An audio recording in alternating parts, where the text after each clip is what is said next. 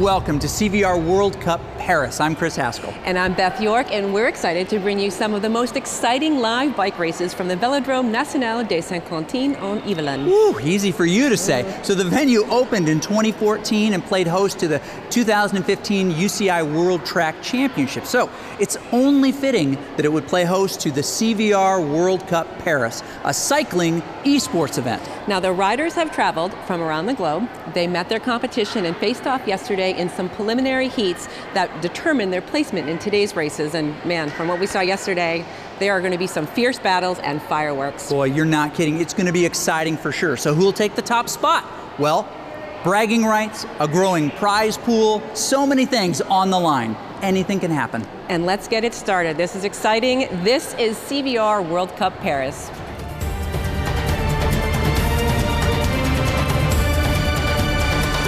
CVR World Cup has truly become a world event.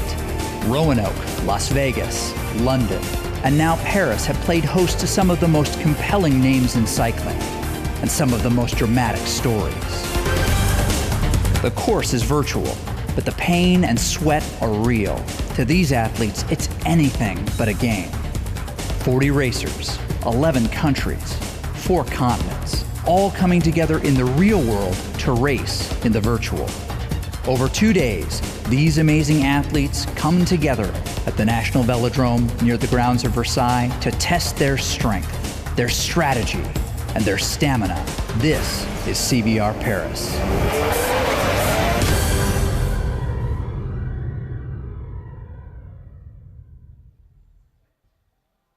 Welcome in, bonjour, bienvenue à Paris, à Saint-Quentin-en-Yvelines. Welcome in Saint-Quentin-en-Yvelines for the CVR World Cup. Hello, hi Chris, hi Vanessa, and bienvenue avec les coureurs, les riders, and Quentin and many riders for the first course, la première course aujourd'hui avec la course performance, les qualifications qui ont eu lieu hier et on va bien commencer dans quelques minutes à 8h55. Are you ready for the show, for the CVR World Cup, Chris and Vanessa?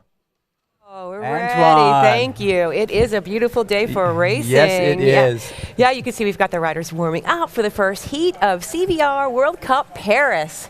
Yes, and it is wonderful to be here with you. Antoine, thank you so much. You really class up the joint. So today we're going to see 4 races, right? 2 heats of 2 each, men and women. They're vying for this gender equal neutral purse of over, well, right now, over $45,000. That's right. And yesterday we had 2 men's heats and 2 women's heats. And the top 4 from each of those heats, plus the next 2 fastest times, made it to the top 10 today. Yeah, so it was exciting. It was as well. so exciting. It really Lots was. of fireworks. And we'll share some of those preliminaries from yesterday. Yeah, we will. You'll be able to see those if you missed them yesterday. You're like, what happened? But the fireworks were unbelievable. And you can actually see how hard these athletes worked to be able to be here and to qualify for these 2 races today at CVR World Cup Paris. And now the atmosphere is just starting to build here. The athletes are ready for the first heat and the performance here. We've got, we're going to have a live Wahoo station where people can try to do the experience. Yes, and it's absolutely. The coaches are going to be over the shoulders of the athletes, and we'll get a chance to chat with them during the broadcast. And just a point on the atmosphere here, this is really interesting. In a normal bike race, you can sit on the sidelines, you can wait until they pass. In a really good bike race, you get to watch them go around multiple times, but here you actually get to walk up next to them, stay in their ear, and tell them that they need to go harder. That's right. And we're going to do a lot of that. There are going to be so many people around Steve Tweed today telling him, faster, brother, faster. And it's going to be very cool. Yeah, they're using this really cool tool called Zwift. Yes. And you know, if you aren't familiar with Zwift, it's a virtual world where riders get together and ride on course, and there's a trainer that their bikes are hooked to that communicates with the computer, and so they can feel the gradients on their bike. If the hill will go up, and they will feel that on their trainer. So let's take a look at some of what the Zwift actually looks like, so you can get a visual of what Zwift looks like. Basically, we've got some video that we're going to roll of that. There it is. It's pretty interesting because what happens is we've got a smart trainer, right? Smart trainer is kind of this really cool device that connects to your rear wheel in different ways and actually controls how difficult the terrain is. So when it sees or senses in Zwift that you're going up a hill, it increases that tension, which is just like it is outside. Now, it also extrapolates the power that you're putting out, your overall force, how fast you're going, depending on those conditions. And it allows you to ride with, and for our purposes here, race with other people. It's pretty cool. And that's what we're seeing today, virtual racing. And when we talk about virtual racing, that's really what CVR is all about. It's really coming together with all these riders and putting them side by side. Yeah. And it's a video game, but it's actually esport. I'm convinced that any competitive people, all they need is a place. That's right. And they'll turn it into a competition. Now, it's funny because John, who was the architect of this space, said in the beginning he really didn't, I guess, envision that people would race, but it took about 5 minutes before people realized they were lined up next to their buddies and they're like, well, who's going to make it to the top of the hill first? Right, it's like that group ride on a Saturday. Like you get them together in a virtual world and they're still going to want to turn the heat on. They're still going to want to turn the heat on, But let's take a look at actually what esports is all about, because CVR is at the forefront of esports. So if you don't know what esports is, here's a little primer. Cyclogent's Virtual Rankings is a ranking system for Zwift racers, built to make racing more fun for all levels of ability. The rankings are based on historical data, as well as new race results, which are uploaded immediately. Racers are divided into divisions, and points are distributed based on the strength of the field in the race. Terms are separated into months, quarters, years, and lifetime. And at the end of each term, racers are able to be promoted to a new division. High-scoring elite racers are also automatically under consideration to participate in a CVR World Cup event. And have the opportunity.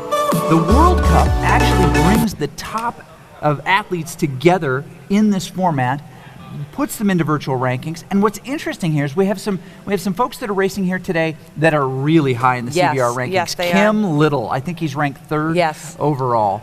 And a number of these other riders who are a little bit further down the list. What's interesting is that CVR allows us to create around this an esport, well, a hybrid sport, right? Between an esport and a real sport. But maybe you don't know as much about esports. Maybe we just take just a moment and introduce you to what esports really is.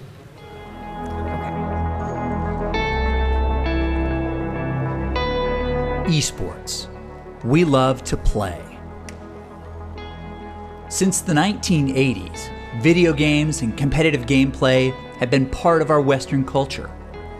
The video arcade, the Atari, Nintendo, PlayStation, even PC gaming are all part of this rich cultural lineage of play. We play ourselves, we watch, we even compete. What makes an esport? Well, any individual or team game that can be played on a level playing field in competition, whether that's live or online. Still alive! Charm's gonna land on Swift! Is he gonna be able to walk away? Baker is still running! Still damaging! And another turn! And expansion goes down! While there are half a dozen top-tier esports, more than 100 different titles are being played competitively around the world. Esports break all boundaries. They're played by men and women across cultures and can be played on consoles, PCs, and even mobile devices. Esports are truly a world sport. Over the last decade, we've seen interest, broadcasting, and live events eclipse those of their traditional sport counterparts. Esports are a massive draw. We love to watch them live, and we love to watch them stream. For people under 30, video games are the most popular media industry in the world, more popular than television, music, or movies. But competitive video game play is not just something we do, it's something we watch. In 2016, more people watched the League of Legends Championships than the World Series, the NBA Championships, or the Stanley Cup playoffs. That makes the top 3 sporting events in the World Cup, the Super Bowl, and a video game competition. Esports are the sport of the rising generation. Talented players, broadcasters, and managers are filling every level from professional, now to collegiate, high school, and even Pee-wee. To many, esports is the biggest world they've never heard of. But to millennials, it's the future of competition, of broadcasting, and of sport. But not the distant future, the future of today. This is esports. And so the connection between esports and CVR, I think, is really obvious. I mean, we've got a physical sport here, and CVR has started to bring these folks together in a very esports way to allow people to get close, to watch the action. But it's physical activity, not just, mental activity. That's right. As well. And we've had races in London, Roanoke, Las Vegas, and now Paris. And each time, really upping the ante on the viewing experience. Yeah. We've got wizards bringing us the stream from Paris, and it takes a lot. It does. It takes a ton to pull off that broadcast. You'll notice today that there are multiple monitors, cameras mounted to all 10 riders at each station. Gives us an up close and personal view of the suffering and the sweat. It's still a virtual game. It's a course, right? So we'll be switching back and forth between all of these different things. You see, these riders staring at screens. These are the same screens that the other folks can see as well as they stand around. And just a few weeks ago, Cyclegent released a new app called CycleView. Yes. And that gives you the opportunity to control the camera views. You're going to love it. And you can see how it works by basically you can have a pull-down menu, and whatever rider station you want to see, you just select that rider, and you can watch their suffering. Yeah, you can. And then on the bottom is the telemetry. So if you want to know where they are in the race, and Chris and I happen to be talking about a different part of the race, you can just pop down that pull-down menu and have a look at what the other riders are doing. Absolutely. You can also see the prize pool as it continues to grow. That number is really high right now. It's over 45,000, and you can see the distribution of what each of those riders will get based on where they place. There is a lot on the line. Boy, it is. Now, you can also participate and win prizes as well with Cycle Fantasy. That's right. So you pick your lineup, you decide the placement, and then you can win prizes based on how the riders place. This is very exciting. So that Cycle Fantasy, Chris and I have our team picked, and it's a little bit of a rivalry here of what we're going to. A little bit, just more than a little bit, right? You can pick riders, you can their placement points, and you're going to compete with other people. They'll actually give away prizes, direct prizes to winners of Cycle Fantasy. So make sure that you're tuned in for that. It's pretty cool, and we'll remind you about those apps throughout the broadcast. And we also have some other prizes to announce throughout the broadcast. Yes, so we we do. had an online contest that gave away some alien hardware. Yes, and a lot of CVR swag. Yep. It's really, really cool. But it's really time for us to kick this thing off and get started. So thank you for joining us. We're going to take this to the top of the race in just a few minutes. Stick around.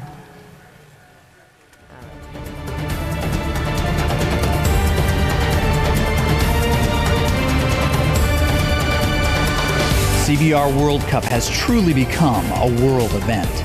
Roanoke, Las Vegas, London, and now Paris have played host to some of the most compelling names in cycling and some of the most dramatic stories. The course is virtual, but the pain and sweat are real. To these athletes, it's anything but a game. 40 racers, 11 countries, 4 continents, all coming together in the real world to race in the virtual. Over 2 days, these amazing athletes come together at the National Velodrome near the grounds of Versailles to test their strength, their strategy, and their stamina. This is CVR Paris.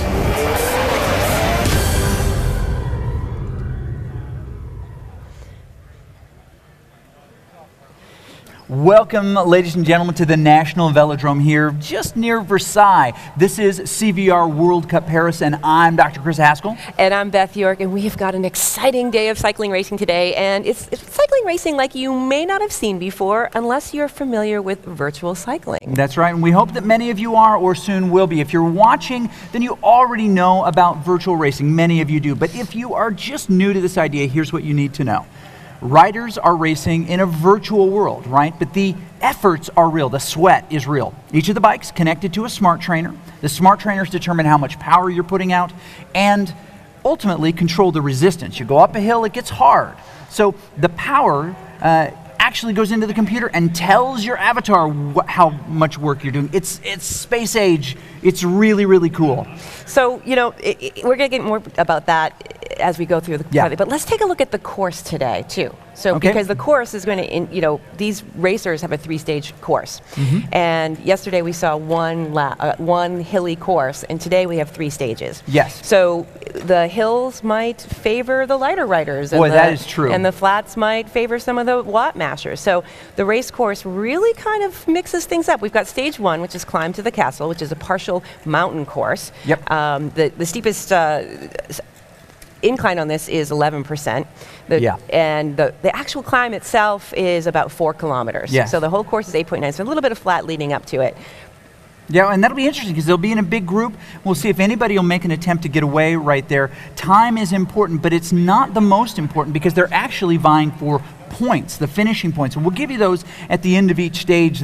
They'll report them to us and we'll let them to know. But those of you who know this course, they're just going up to the cobbles at the castle. It's not too far. Now, stage 2 is very familiar to yesterday, only backwards. It's like the game in reverse, right? They're going to go backwards, hilly reverse, max grade of 11%, but it's only 18.4. Just 2 laps today, just 2 laps on hilly reverse. And then finally we're going to go to the volcano after the hilly. Yeah, the volcano, and we're going to do that one clockwise today. Yes. So that's pretty much, when we go to the volcano, it's pretty much flat, but there's a couple little punchers, like little 6% grades. There are. Yeah. There are. So that'll be fun to see how they do it. Now that's a relatively new course on Zwift. Yes, it is. And it was really exciting. You go through the tubes and you approach the volcano. I just want to point out, OSHA would not approve this, right? You are entirely too close to lava. So that's right. For an acceptable race. And this one's 3 laps. Yes, it is. And you're absolutely right. It looks on the profile relatively pancake flat. But there's that drop down to the waterfront, and then there is that punch climb back in, and then another punch climb back up to the big finish. So the really powerful riders, maybe not the climbers, are going to really benefit from that. You see the profile, and you see what we're coming up against here.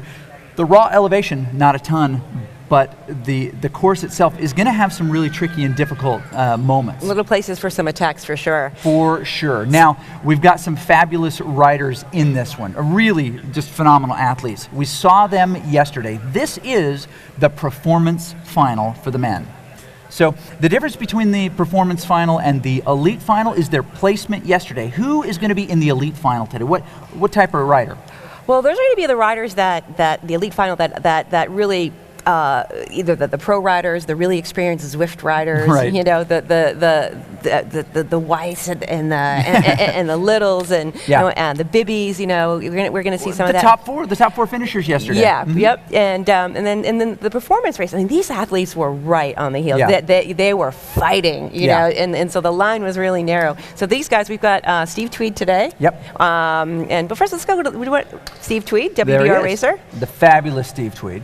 He is a really, really strong guy, very, very popular guy as well. Yep. We've got, Ernst Templar, also in this group. He did a really strong performance yesterday, hung on with that main group and kept him going. We've got Quinton... Standa Kamarek. Yeah, Standa Kamarek from the Czech Republic, from the Bolt race team. Excellent. And Quentin Lefebvre, very, very good. Our French favorite here. Yep. Makes crepes. Yes, he does. Managed to beat his brother. Gavin Arbour as well from the UK. Strong performance yesterday. Antoine Garon, very young rider, almost made that break, got separated at the very end. Did a nice job. Leo Lefebvre, which is Quentin's brother. Boy, we're going to interesting to see this battle right here. Little brother trying to dethrone the big brother. Alexis Luge, also a really, really strong rider. Very interesting to see he in this race. Tom Clements as well, the UK rider. Excellent. Excellent. And we just have a couple minutes maybe to show a couple highlights from those races yesterday. Absolutely. So if we can actually queue up that video from yesterday, the 2-minute highlight of some of that exciting races. We have got some exciting racing today. 39:30 is the cutoff time. That's the number we'll be watching. Watopia Hilly Forward. Every Zwift rider knows this one. It is the course prime.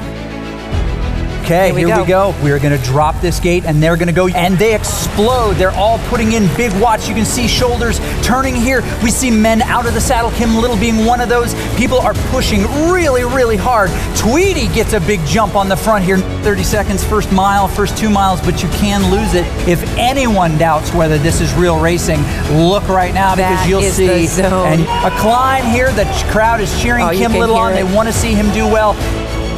Purificati here, the really, really strong racer. He wants to make sure that none of these boys steal the thunder from him. He wants to make it to the final. And he's a very smart racer, too.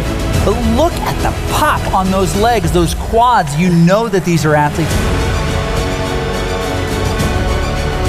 This is our last time up this last time up here, the climb. So we've got our 2 teammates who are pushing the front of this thing, and we see the 3 who are chasing them. Gray, Purificati, and Delavo. Now Scotty's got a good gap on him now, but Kim is really coming back on him. And it looks like he's going to come by him, but will it be before the banner? Hard to tell. It doesn't look like he's going to be able to do it. Oh, big kick. We've got those 3 riders that are still coming around the corner. That's right. Question is, can he do it? He's got to dig hard. He doesn't seem to realize that this time is critical. I don't know that it can be done at this point. Team 1 and 2 spots here. I saw a lot of tactics, guys. What was going on? We attack on the hills and then maybe ease off a little bit and work together on the flats. We have a really good sense of what that final is going to look like, and it is going to be fabulous. Wow.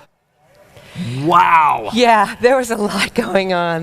You could feel it, and that energy is actually radiating into the room today. It is. I mean, there's so much excitement around what these athletes are going to be able to do. Now, regardless of which of these brackets they're in, they were in the qualifier yesterday to be able to participate in this event today, and it doesn't matter where these guys are in the money, and they're racing one another to find out who is going to get that. And they're going to start with a climb. Yes. Straight out of the gates. You know, and that is going to really mash those legs, because you know, there's a little bit of strategy that they can deploy here, right? So, you know, how much do you give on the climbs, or how much do you save for the crit? And you know, no kidding. It's just threshold effort after threshold effort after threshold effort.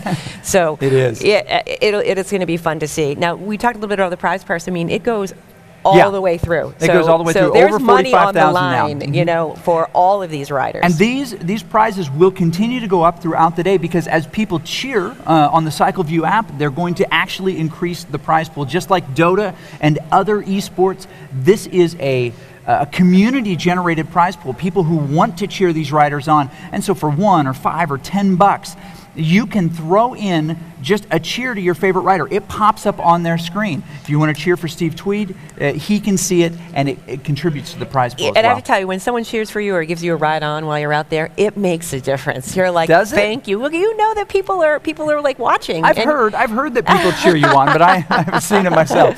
Well, you know, the other thing too, when you're watching the race, remember, is you can check the CycleView too. So if we're talking about a certain portion of the race, you can pop down, see the telemetry, and then take a check at what your favorite rider is doing. So that's really fun to do, and give those cheers, because it really does make a difference. All right, we're going to kick this thing off, and we're going to go and take a look at the pen here. You're going to be able to see lots of different rider views today. You're going to be able to see them from all different angles. Now, we've got lots of folks in this group. Their jerseys are in alignment a little bit with their teams, not in every case, but you'll see teams like Team X and Team Vision and WBR.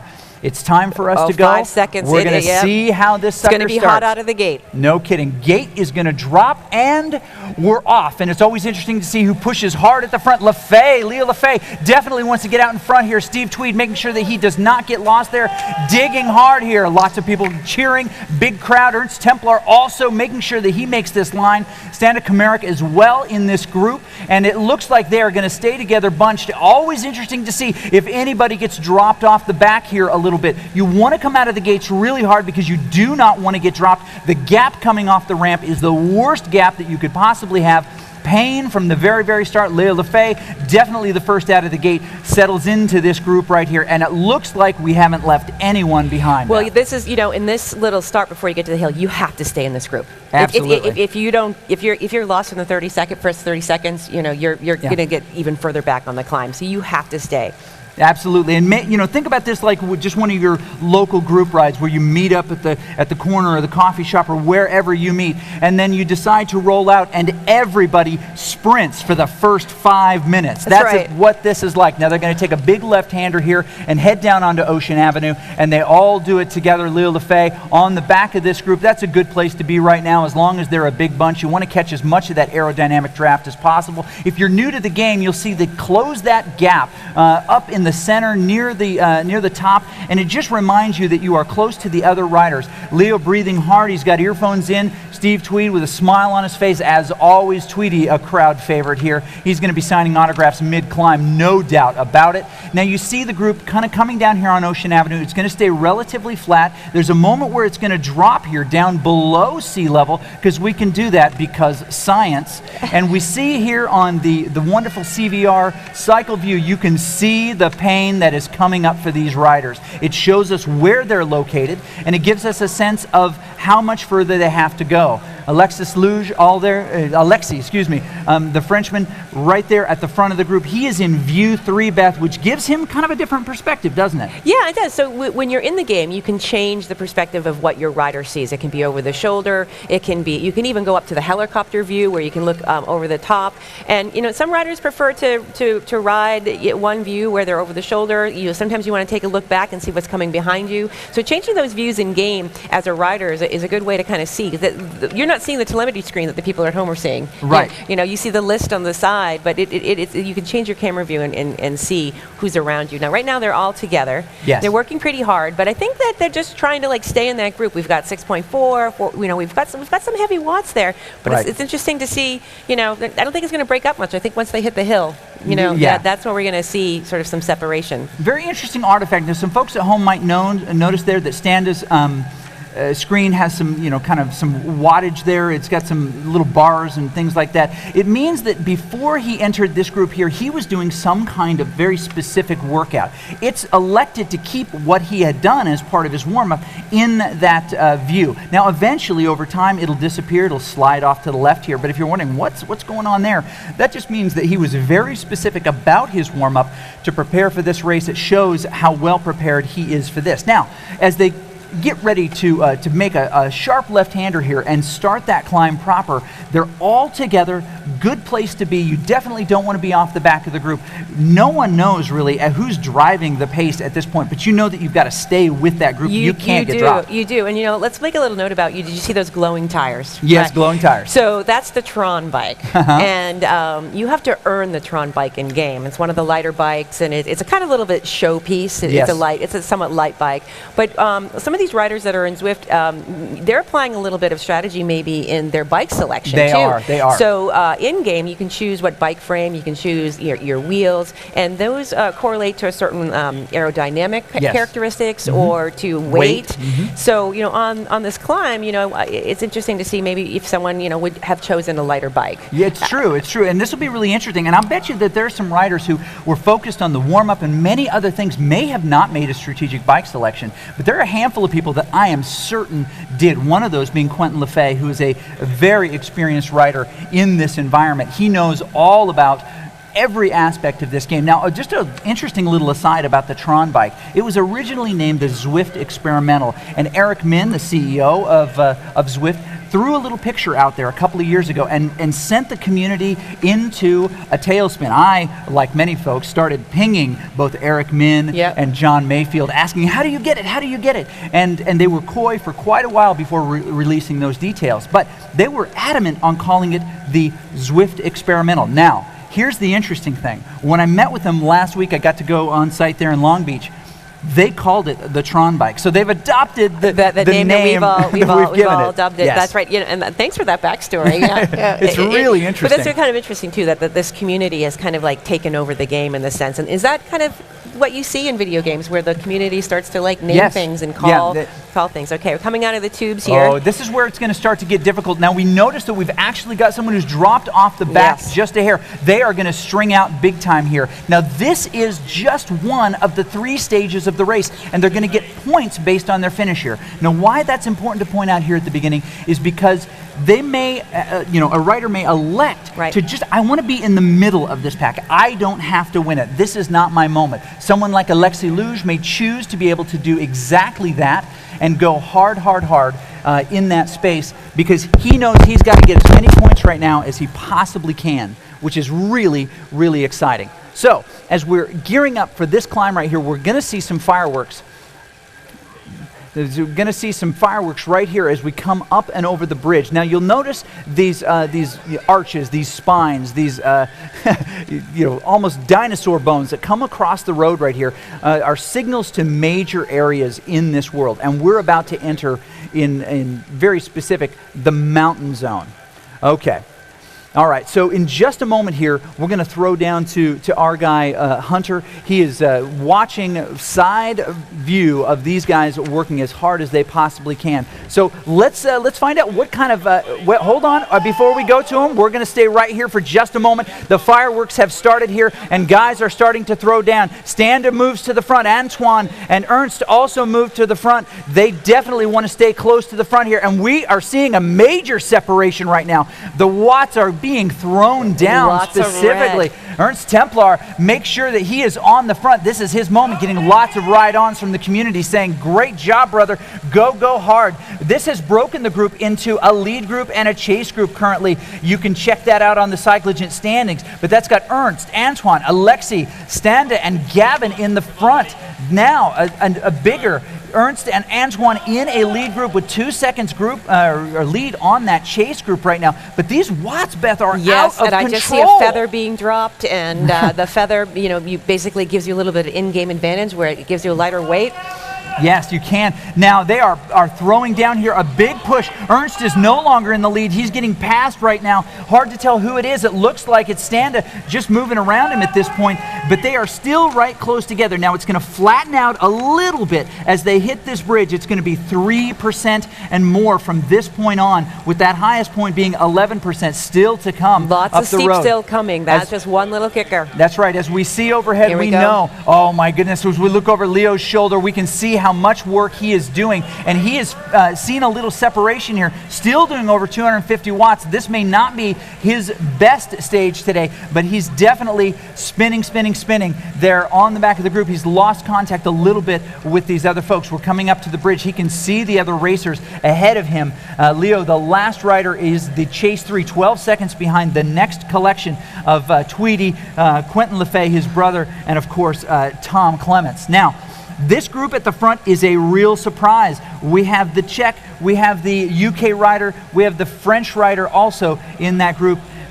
Also, we've got Ernst in that group, but Antoine Garon, the young rider, perhaps the youngest, actually Leo's the youngest, the second youngest rider in this group, making a statement saying, I'm going to stick with these boys. This is your lead group at the front of the race right now, Beth. They are looking strong, and right now it's like a little bit of a reprieve before, a little bit of a reprieve before they go on. Now, Antoine, he's an interesting story. He actually started cycling when he was 9. Yes, and he keeps, it's amazing. He's done, like 2016, he started discovering Zwift, and he's done 7 victories in cyclocross, first place in the Col de Sul Climb. I mean, he's experienced for being 17 years old. Yeah, what a resume, right? Yeah, for that age, Okay, so we're going to jump down to our guy Hunter right now. Hunter Allen, world-class talent as a coach. He's going to tell us what these boys are going through. Hunter.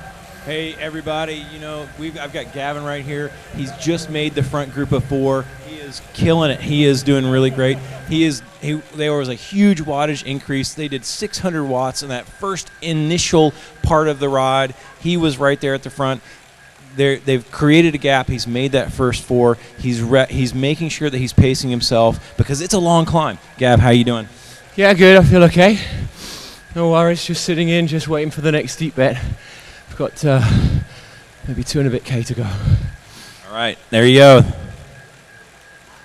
Keep it going, man. Keep it going. You got it. Back to you guys. I don't know how someone can speak at 193 beats per minute as comfortably as Gavin did. He's doing a great job drilling it on the front there. Very, very exciting. We're seeing these fireworks really. He's hanging on to this group. He is part of this group of 4. Now, worth pointing out is the gap is growing. Alexei Luge is the next rider after this 4 with 15 seconds, and then another 12 seconds behind him, you have that trio of Steve Tweedy, Quentin LeFay, and Tom Clements as well.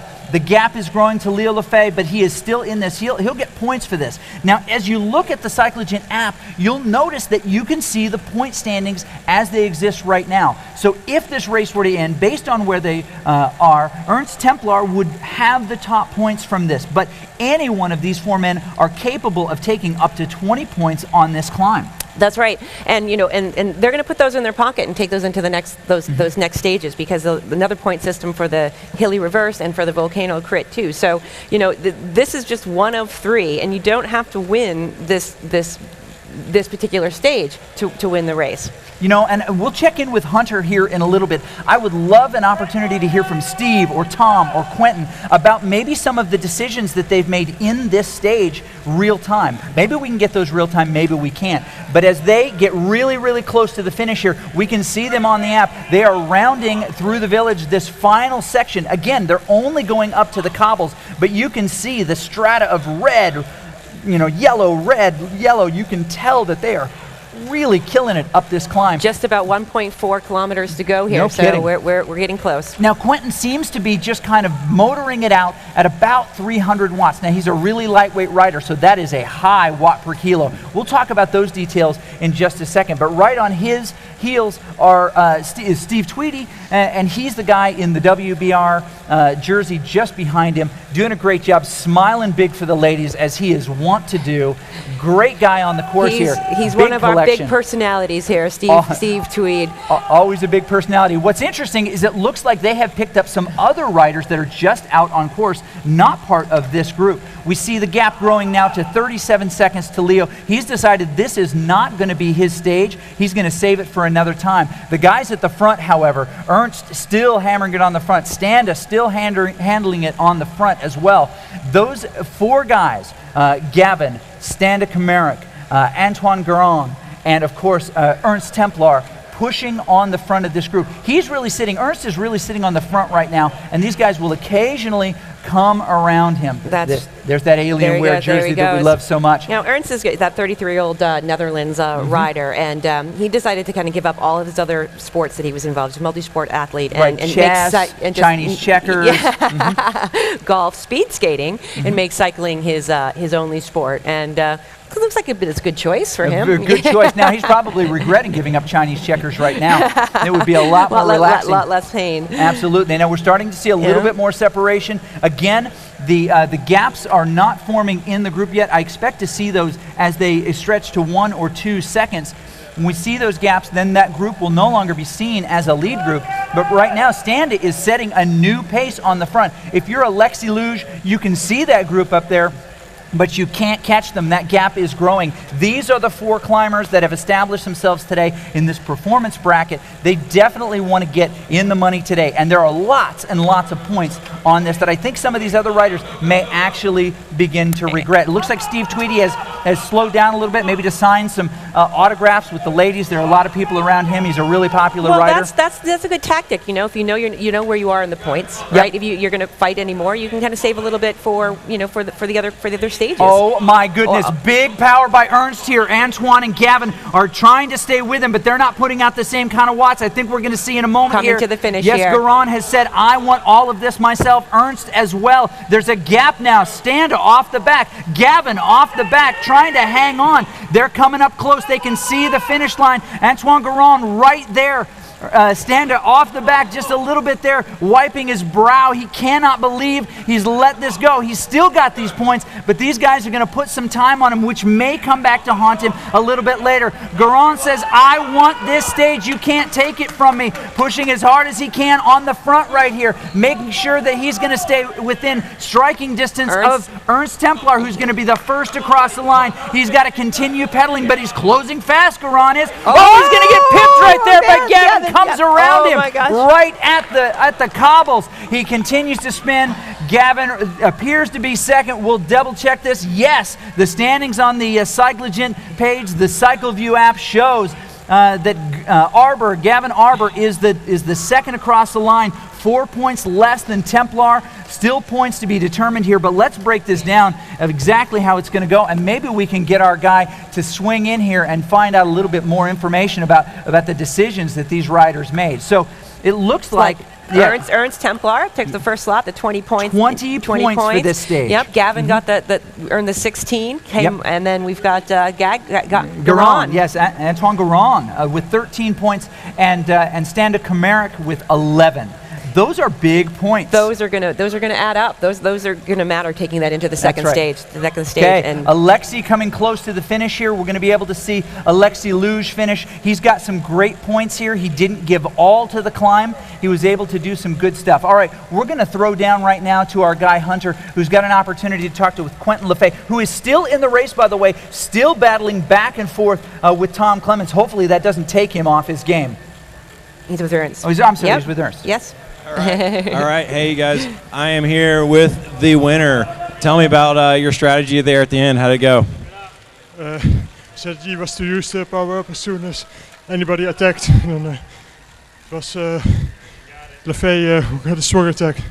I had to get his wheel right away. And then, luckily enough, I had enough to overtake him and stay ahead of the others. Outstanding. And I mean, you were right there. I mean, your wattage was right on the limit. I mean, you were doing 400, 500 watts. You know, how long could you have held that? I mean, were you at the very end? You know, were you about to explode at the finish line? What? It's so warm here, and here you can't lose your heat, so then you're really easy at the max. And I hadn't much left after the finish. All right. He went to the edge. He went to the limit. That's what you have to do in the finish here. He's got 2 more stages to come. What's the strategy for the next race? Try to get as many points as possible. Stay with the group and then don't let any attacks get away. You heard it right here. It's going to be a strategic race coming up, so it's going to be exciting. Look for some really, really close finishes. Back to you guys. Thank you. That Gavin's move there at the end, that was really savvy. Yeah, it really, really was savvy move.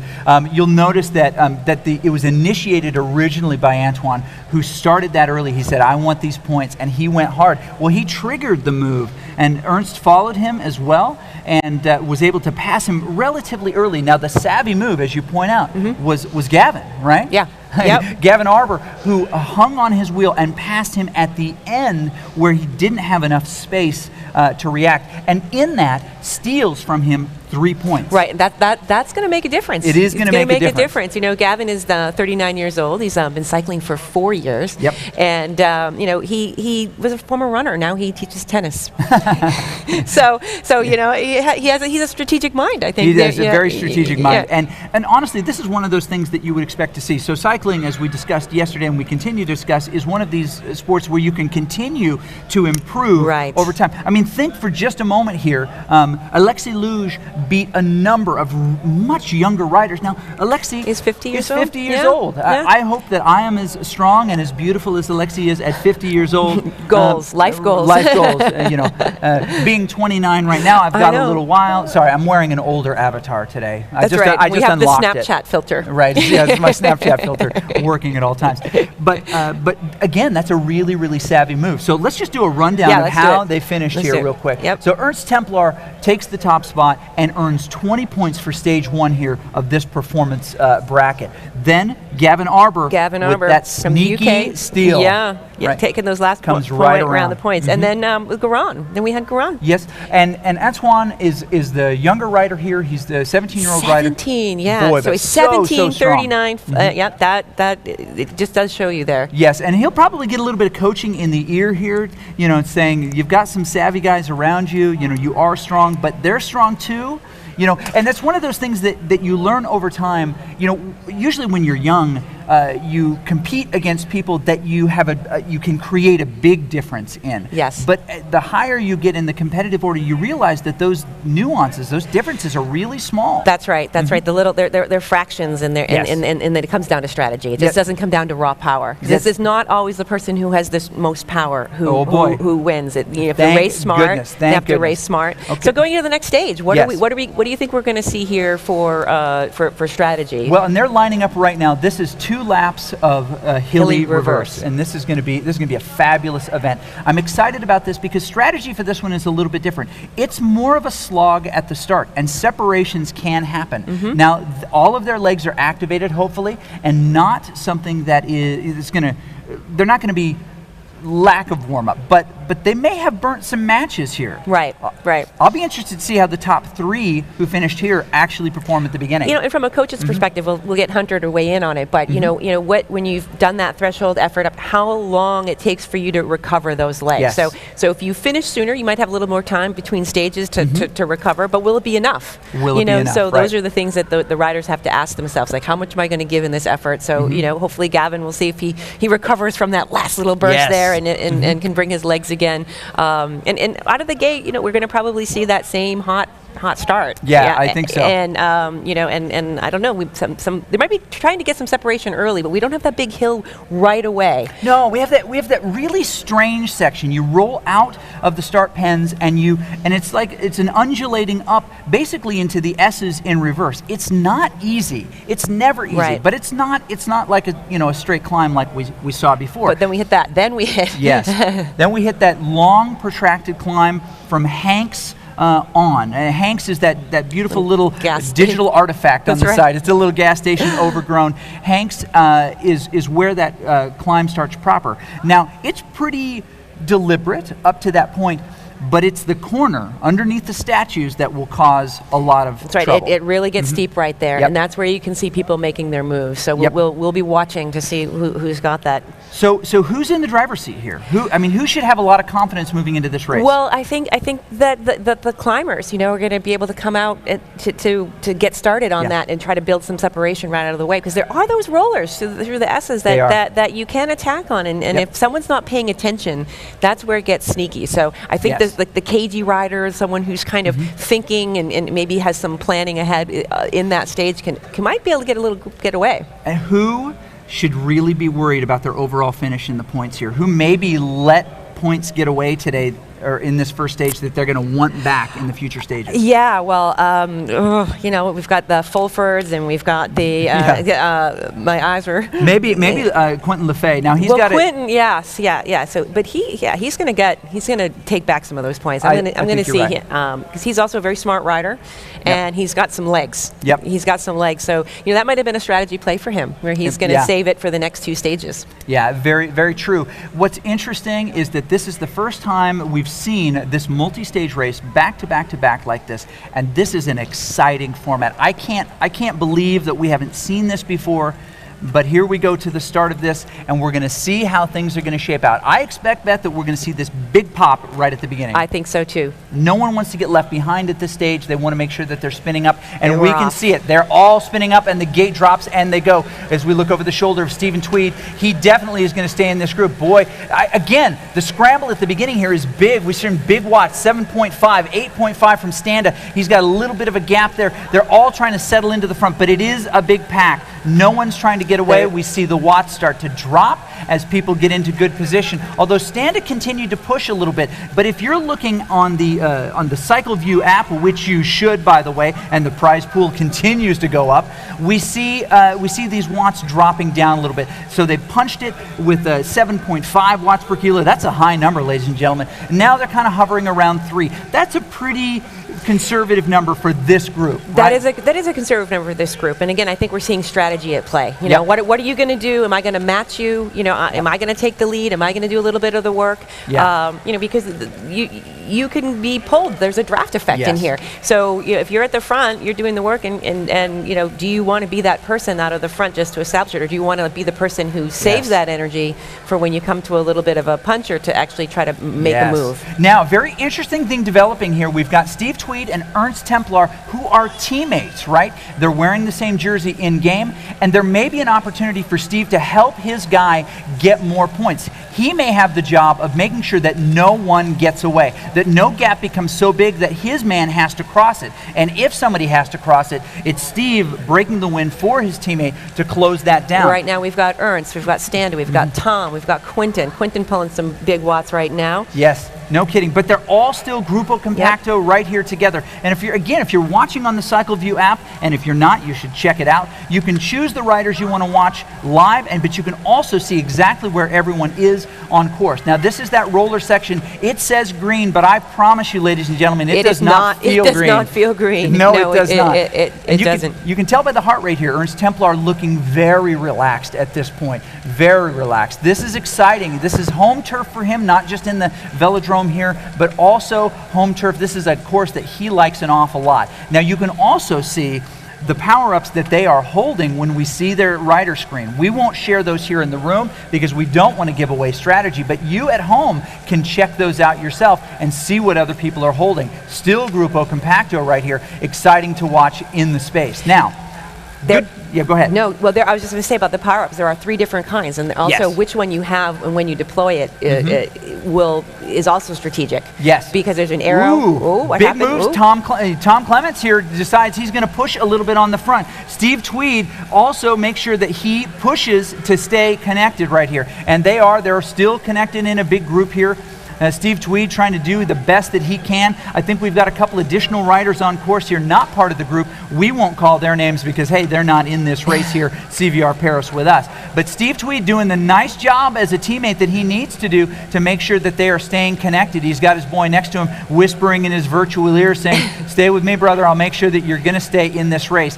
If Steve can survive with the group in this section, he's going to be able to do a lot of work for his guy. But there's a very real possibility that he could get separated. And if you're a solo rider without a teammate, you want to separate the teammates, don't you? Yes, you do. I mean, that you want to be sure that if someone's going to chase your teammate, that you're going to help them pull up, and you don't want to chase your own teamate. Ooh, big watts being dropped here. Also, a feather. We've got a separation happening here. We saw Gavin Arbor push hard there. Alexi, trying to stay with this group as well. Important to note here that this is a section that if you can get a little bit of a gap on when you drop down into the flat, you force others to really cover that distance and work hard. Now, this may not be a definitive let's get away move, but this could very easily, as they come across the JW Bridge, be something that gets them a little bit more advantage over their folks because it makes them burn a match so that they don't lose the race right here. That's right. And as they come off this bridge, they're going to go through Sprint Town, and then they're going to come up to the climb. So this is an opportunity to really try to open something up and see what people have, test the legs. Yep, a little bit. Tom Clements was on the front just a moment ago. He has really dropped down in watts. He is tail gunning right now. Last position. He is the caboose on this train right here. He's not in the position he would want to be because if there are any gaps that open here and he's got to close those gaps himself, that is going to cause some real problem to his engine. We'll find out a little bit more about that engine in just a few minutes. I think it would be a great opportunity to jump to our guy Hunter and find out just a little bit about how these guys are feeling mid-race here. But as we get ready to throw to him, real quick question here. Is there anybody in this group who is performing where you would expect them? Who's kind of sitting in the catbird seat right now? Well, right now, we've got Arbor up there, but I think that that Quinton is in a good position because he did conserve a little there on the climb, and so I think that this might be his stage. Yeah, well, you had the opportunity to race yesterday, and we won't spoil it because people can still watch that on the broadcast. Had an opportunity to race with your countrywomen yesterday. But, he's got a number of other, Quentin does, another French riders in this group. Is there any love to work for them? Well, yeah. I mean, they can really take some of the run here, and work together. And that was one of the things that we did see yesterday. We saw some team dynamics happening within the individuals, and if the French guys can work together and help their fellow countrymen out and tabulate some of those points. Yeah. Vision rider here, Quentin Lefay, looking really relaxed. All right, so you know what? Hunter is down there ready to go to tell us how folks are feeling. Hunter. All right, hey you guys, I'm here with Tom Clements. Tom is in the peloton. Tom, how you feeling? And tell us a little bit about your strategy. Feeling tired. The climb up the mountain was a tough one, especially for the heavier guy. But we're going all right. Put a couple of little digs in, test the legs out for others, and we'll see how it goes on the hill. All right. He's sitting in the peloton right now. He's saving a little bit of energy. I think you're going to see a very strategic race here this first lap where not everybody wants to go off the front. They're going to kind of save some energy. They're all tired. They've all had this big, hard initial first race, and you can see right now they're riding together. They're going to wait. I bet you we're going to see some action here in this second lap. What do you think, Tom? You think that second lap is going to go big? It'll go on this hill, and then the second time up will be explosions everywhere. You're a few K from the finish. That's where you're going to get your positions. The second time up the hill. All right, you heard it right here, guys. The second time up the hill, that's where we're going to see some real fireworks. Back to you guys. Yep, and I think everybody expects that. What will be interesting to see is someone is going to throw in a different play, right? They're going to try to get that separation early. Now, if you're in a team and you're someone like Steve Tweed, not only can you help your guy by making sure that he doesn't get separated from the group, but you can also help by animating. And this is a really interesting piece of this race. Now, there are 2 vision riders in this group as well, but as Steve Tweed is in this group, he has the opportunity, and he is moving to the front as they cross the line past Hanks. They're going to push up and around this corner. He's getting rides on. You can see that? Yeah, he's got his teammate on his wheel and forcing those other guys to follow. So he can kind of really get the other guys a little bit tired, right? Yes, so he can punch them out, take the lead, make them chase, and then let his teammate conserve a little bit there. No kidding. Boy. Well, no one's really conserving once you get on that hill. That might be the wrong word. And Quentin Lefebvre, also a teammate with that WBR jersey. Ernst has got a lot of guys around him to be able to do this. Now, you'll see he's second in position right now. Quentin wants to stay connected to this group. If you're going to help your teammates in this, if you're going to help Ernst make as much money as he can on this race, as many points as he can on this race, you're going to need your teammates in, and they hit the hard corner just as we expected they would do. The crowd here starts to react, and we see a little bit of a separation here. Steve Tweed just a hair off the back. He is going to have to fight to stay in this group, and it looks like he has popped. His watts have dropped a ton. This is the opportunity. He's got to get his speed all the way back up if he wants to catch on to any of these other folks. Tom and Leo just a little bit off the back as well. Tom mentioned how hot and bothered he was coming up this climb. But it looks like Standa is in the lead here, Gavin as well. We would expect to see these 4 riders right at the front. Antoine hanging on as the tail gun of that lead group. We're seeing separation here. We're seeing points distributed in different ways. Now, if you look at this app, and Beth, you can talk with me about this. That's right. You actually see the potential points each of these riders have if they finish in the position they are right now. Templar, Gaver, Standa, those 3 are just flopping those points around, then 20, 16. That's a lot of point spread there. Yeah, it really is. So, you think that 1, 2, 3. It's not 1, 2, 3 position. It's points. It's points, right. So, Gavin is holding strong. Standa is up there. Antoine. Quentin is right there, too. So, it's who needs those points and how many you're going to get and when you're going to use it. We have another lap to go. Right. And we're going to check this with the officials. We're not entirely sure that this will be allowed, but we are going to essentially offer a preem to the first place and the last place rider of this stage. The first place rider gets our half consumed bottle of water that's under the podium here, and the last place rider, which could be Steve Tweed at this point, gets an awkward lingering hug from me. We'll see if Steve wants that or if he's going to fight. If he wanted my leftover shot blocks. He's going to make sure that he does not receive this as he catches Leo Lefebvre. He says, you know what, that's a prize that I think Leo should get instead of me, and he passes Leo as well. 22 seconds behind Tom. I think they've got the opportunity to work together and catch, but it looks like we've got just 6 riders in this lead group. And Quentin Lefebvre, to your point, has made this cut. He's still there working for his guy, Ernst Templar, who's in our points lead right now. That's right. Those guys have that opportunity to work together. Hilly in reverse, it's 2 laps. Yes. When you're in that first lap, you're constantly self-monitoring, self-monitoring. What do I have? When am I going to bring that attack? What do I have left in my legs? What if someone does this? Am I going to be ready? Yes. And so that's the thing. They're all together and they're all tight now. But at any time, it's surprising how much it can sneak up on you when someone just bursts ahead.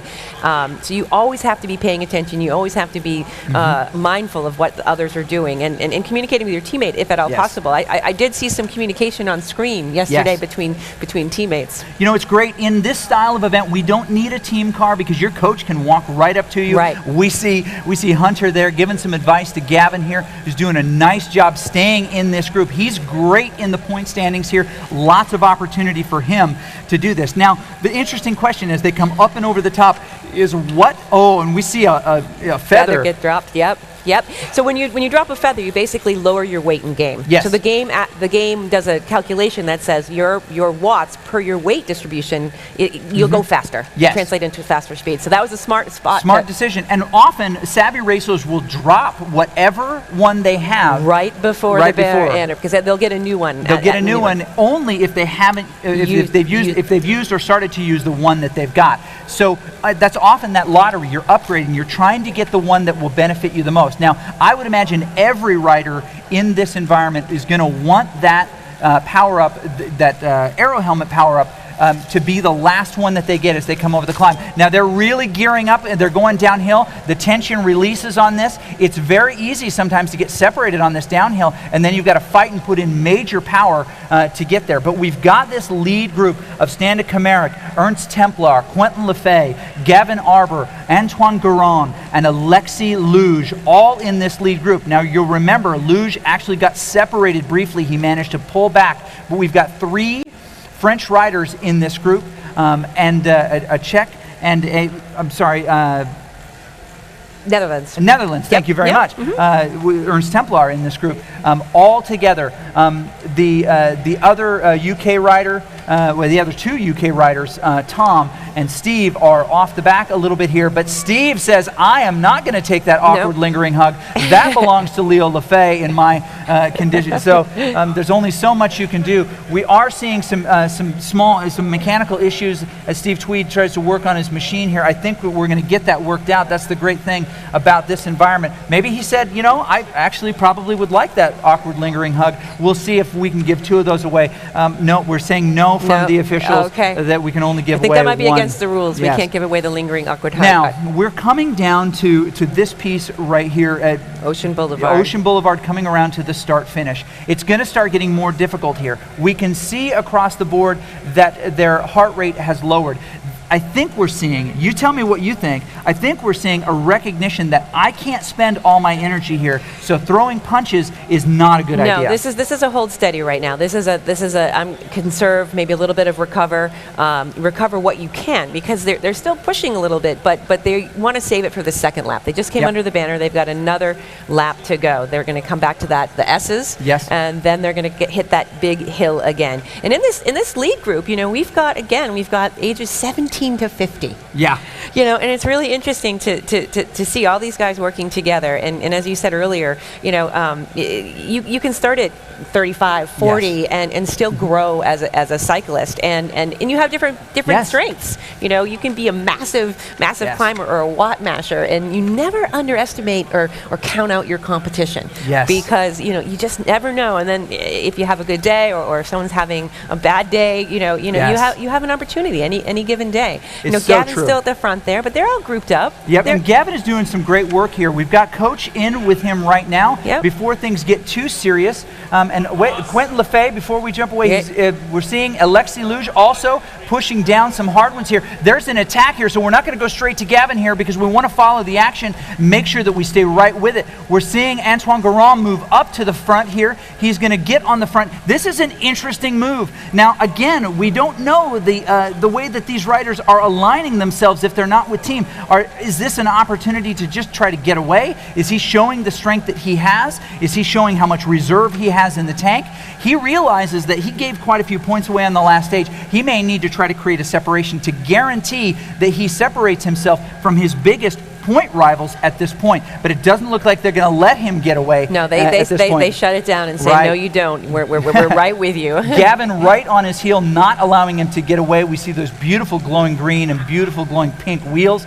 The other riders pull him back. That's one of those kind of testers where you see who's got what, and you force people to commit to how important it is that they get these. And Oh, we've we got got a big another one. push from Whoa. Gavin, a little whisper in the ear from the coach, and he throws down. He's throwing down massive watts to make his avatar move like that, isn't he, Beth? He sure is. You know your speed changes in the game, and look at them go. Look at them Yep. go. Hopefully we're going to have an opportunity here as we crest and come back down to the flat as we approach Sprint Town there to get a little bit more from Coach, but we're going to stay right here on the action here as he's working hard, wipes his face. You can tell how hard he's working. Gavin with those beautiful green wheels. If you're watching from home, you'll know that those green wheels are Gavin every time you see him. But those guys are not letting. Ernst Templar right on his wheel saying, you're not getting away from me, brother. Antoine Garon, who's the one who initiated all of this chaos, still in the mix, but we're not dropping anybody. If anybody's in a spot of bother here, it might be our guy Quentin Lefebvre, who is tail gunning at this point, starting to move up. He heard his name called, says, He said, that's no, not I'm gonna not be tail me. gunning. That's not me. That's not me. That's right. I got plenty in my legs. And this little legs. section here where these little rollers, you know, where people can do those little attacks. And there might be just tests, too, you know, and try to, like, burn a little mini-match, right, before you get to some of the climbs. And you'll notice as we saw that group standing right there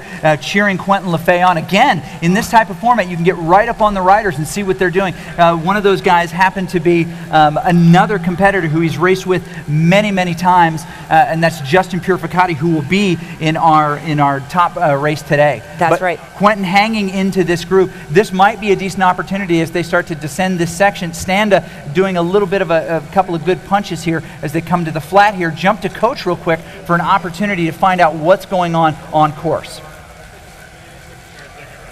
All right, we are here with Gavin, and Gavin, how's it going, man? How you feeling? What's your strategy? Yeah, I feel good. I think make sure that I'm keeping fueled up, taking on board enough energy so I've got juice for the 3 races. Covering the attacks at the moment, just every now and then just sort of testing everybody out, making sure they're all awake, and waiting for the big climb, which is coming up. And I suspect that may well separate the pack. So. Right. Well, you know, and I noticed. I mean, you're taking on energy. I mean, what you're having a banana. What else? What are you doing? Just normal stuff, gels and bananas and sports drink. Right. An hour and a half, and I got to keep the glycogen levels up. So I mean, here you got right. I mean, he's taking on plenty of water. He's drinking electrolyte drink. He's taking on gels. He's doing bananas. He's got to keep his energy levels up. This is an hour and a half event, so it's not unlike a real race where you've got to make sure you're eating and drinking. And this is a perfect opportunity. They're in the peloton. They're just kind of coasting. They're resting a little bit. And they're not coasting, but it's a time when they can go a little bit easier to do that. So other riders, if they're not taking on energy, that's going to be a problem here as we get later in the race, especially in our 3rd race. So, Gavin, great job. Keep up the good work. Thanks, bud. Yeah. Back to you guys. All right, thanks. That's one thing about the nutrition that, in a race yesterday under 45 minutes, you pre-fuel, and, you're pretty much good. Yeah, you're pretty much good. So an hour and a half, you have to think a little bit more strategy of when you're going to take those drinks, when you're going to, if you do need to have any, sugar or goo or anything to do, what are you going to do? Now, here's Antoine Garon here. Yep. Our 17-year-old rider from the Netherlands, and he's a French rider. French rider, pardon me. Yes. You know what? You're still better than I am. I can't remember if the flag is there. Right. I should have looked up. we should have an agreement that whoever claims those 3 colors gets those 3 colors. No, a war will start over that. I'll point out as we come into this section here, we're about to step up here onto the bridge. We've got a new feature in the game, and if you're new to the game, this isn't new to you, but the other folks will notice that up in the right-hand corner, we've replaced the overall percentage grade map and relative spot on the course with this 3D view, which is very, very attractive. It tells you what's coming up, the corners, and it gives you a sense of the overall shape of the space that we're in. I think it's really cool. I really liked that. Yesterday I noticed that, and what was interesting about it is that I know the course pretty well, but I think it helps some of the riders who may not be familiar with these courses. Yes. So you can be a little bit, they may not have had the benefit to have ridden these courses as much as the more experienced Zwift racers, but that way you can at least say, okay, I've got a turn coming up, I've got a little riser coming up, what am I going to be doing? Am I going to be prepared for attack? Am I going to attack? Right. What am I going to do? So we come across the bridge here. Across the bridge a little bit down, we're going to get ready for that climb there that comes again at that statue. That point in the statue was where we saw a little bit of the fireworks in the last lap. And I think we're going to see it again here coming up very soon. Worth pointing out is that Steve Tweed has actually pulled back time on Tom Clements. Now there are points there that will ultimately determine how much these riders win in this competition. And again, it pays through every position here, but those will change. And so the competition for these is going on. It looks like Leo is going to get that awkward lingering hug as a prize for finishing this stage. But Steve is still going to try to climb up that standing a little bit, and depending on the fireworks that happen here and anybody who pops, he could climb back even further. But Tom is not going to just give those points to him and say, thanks for coming by, brother. Here's some points. They're going to fight for those without a doubt. It's only 15 seconds now, and we're going to hit a climb where Steve can actually make use up some time. His weight advantage. Now, I'm not calling Tom fat. He's 6'5", right? So he's a tall dude. Right. But it's going to be more difficult as a rider with more mass, especially muscle mass. To get up that hill. Now we're just about to come to that little part where we saw some little bit of moves on our last Ernst lap. Templar at the front here. We've got some positions. Yeah, we've got Templar and Gavin. And it's on. And it's on. We see these big numbers popping right now. Standa 6.5, Quentin 7.0, and everyone in the room is cheering. Ernst is sitting. That's pain face for him, and he is pushing hard. He doesn't need to win it right here, but he definitely needs to stay connected to anyone else. And we see those pink wheels come around of Standa. He's going to take this as much as he can.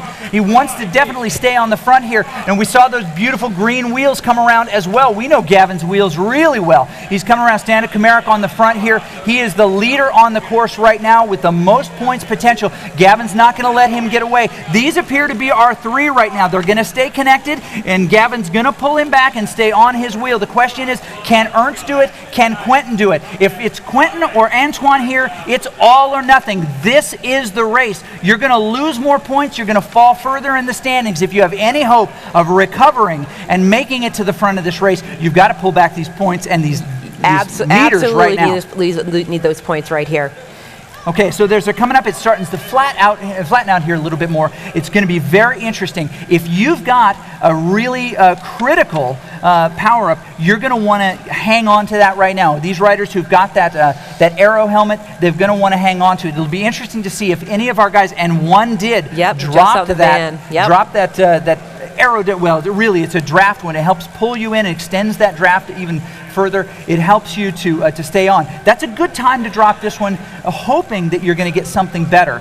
But if you're holding on to a feather, you should probably let go of that feather sometime before. Before you come into that banner when you haven't. We took a few, you see Kamaric taking a few pedal strokes off there. He had a lot of momentum to continue there, and he just eased off just a little bit there, and now he's pedaling hard, getting those watts back up. They are Grupo Compacto again. The question is, did Antoine Garon have to burn a match or two to get up there? We noticed that some of these riders, and we won't tell you who on the broadcast because they can hear us here, but you can see it at home, have already spent their power up, and so they're not going to be able to respond to anything that happens right before the banner here. And this is that one section of the climb where it kind of like softens a little bit, rolls a little bit, and you know if you can recover, you need to, because there's going to probably be another move right before we come up the banner. We see a big move, right? He drops that big time. Antoine Garon responding. Gavin Arbour in the middle. But it's Ernst who decides he's going to control this race right now. He drops his arrow helmet and he gets a big gap. This could be the death blow for a couple of these riders who are not going to be able to cover this distance. But Antoine says, it can't be me. Let's go, brother. He jumps on those pink wheels we know so well, and he's staying right on his wheel there. He's got to get it. The beautiful green of Gavin Arbour. He's trying to catch on to his guy right here. Really, he's only a second behind, but it feels like an eternity. He's not getting any draft benefit as he comes up and toward the top of this climb. Ernst has done another really valuable piece of strategic play right here to break up this group. He has guaranteed that none of these other riders, these three bottom riders at this point, who are 5 seconds back, can steal any of his points. Even if he can't hold on to the finish, he's going to be able to guarantee at least 16 points on this stage. That's right, and the points really matter, because anything can happen in the third stage as well. And what you bring into it, and if you know this is where you need the points, because you might not have it on the volcano crit, this is where you need to take it. There's over the shoulder of Quentin Lefay. Yes, Gavin Arbour managed to pull back that distance as we suspected as he would. Templar and Gavin right there. They've got 9 seconds on Standa, Kamaric, Quentin Lefay, and Antoine Garon. They are right there as a group. They're vying for those points, and this is a really exciting format, isn't it? It's so exciting. In 9 seconds, 3 riders catching 2. Yes. 9 seconds. That can happen. They can close that. Yes. So they could work together. I don't know if we're going to see every man for themselves here, but they could close that, and we could see a very exciting finish here. Now these time gaps matter only if there's a tie. We'll go to those overall time gaps to determine it. So you can't just let time go away, because if you're tied points-wise, which is very possible, it goes to the rider with the fastest overall time over these 3 stages. But this gap is growing to 9 seconds, over a minute from the trio in the Chase 1 group back to Alexis, who's about to get caught by Tom. Right, we're going to see an opportunity to flip that finish. It looks like Alexi Luge is fading a little bit here, or that Tom has really turned it on. But those points matter too, because the prize purse is deep. It's not just like stacked at the top. It goes all the way down through all the places. So there's going to be a battle at every one of the chase groups. So that, if that chase group doesn't get to the lead group, there's a battle there. We're going to see some fireworks at that finish. And we are getting close to the finish here. We're going to probably jump back into Gavin and Ernst, because we're going to see this big finish as Tweed covers the top. It's coming to the big finish right now. They are sprinting right now. We got to see them on the screen right now. A big sprint, right? Ernst Templar coming around him. Gavin again with that savvy move. He's got the sprint. Ernst eases up a little bit, says, I'm not going to catch you, brother. And Gavin takes the stage. Unbelievable. We are going to see a change in the overall standings here. Another big sprint right behind Quentin and Antoine. Yep, they're coming around. We can't see them on the screen right now, but they are sprinting right now. Quentin and Antoine. Yep, and we see them on the board here. We'll try to get you that in replay. I'm sorry we couldn't bring it to you live, but we've got Quentin, Standa, and Antoine right there. Boom, boom, boom. It looks like unofficial right now.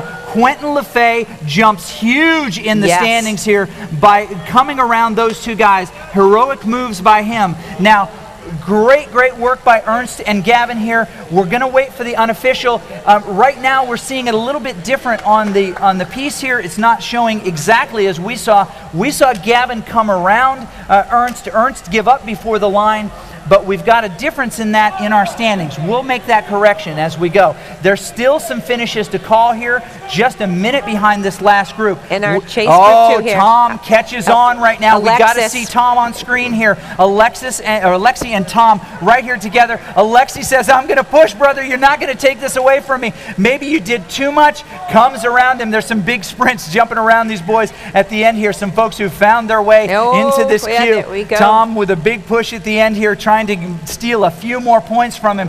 Cruises across the line. Alexi is going to get those points as well. 7 and 8. And we're pretty comfortable, unless Steve Tweed stops to sign more autographs along the way, that he's going to be able to take this. But we would encourage our guy Tweedy to work a little bit harder and not chat with the folks on course here, because his seconds may determine whether he makes an extra $20 or not. He's not listening to us. He just knows that he's not going to get that awkward lingering hug. Okay, so let's break this down as we wait for our officials to give us the final standings here. But my take on this is that we're going to see a tie in the standings, because we saw in the first stage Ernst take that top spot, Gavin take that second spot, and we've seen the exact reverse in this one right now. But Gavin, that was like, he is bringing it at the end, right? Boy, he is. It's really exciting to watch those dynamics. So when we get the final say from... and you know what? We're seeing it properly in the standings at the bottom right now. We don't see their rider profiles, and possibly that's because Ernst and his rider have progressed further in the course than Gavin did at this point. So we've got that winner position claimed here, but we see in the standings that Gavin did get that full 20 points. Now, here's what's really interesting, right? Quentin LeFay with that third place position adds 13 to his 7 and is now tied for third place overall in the standings with Standa Kamaric. Yes. Well, and I had anticipated him moving up the board there. He's very strategic. He's very strong. Yes. But the gap grows between Templar, Arbor, and Antoine Garand, right? He did manage to get 11 points in that, which is nice enough to keep him in third in the money right now. But it definitely puts him in striking distance with Kamaric and LeFay. And that, to me, is one of the really interesting things here, is not just the race for the top, but because there's so much on the line for each of these, the race that happens in the middle. Yes, exactly.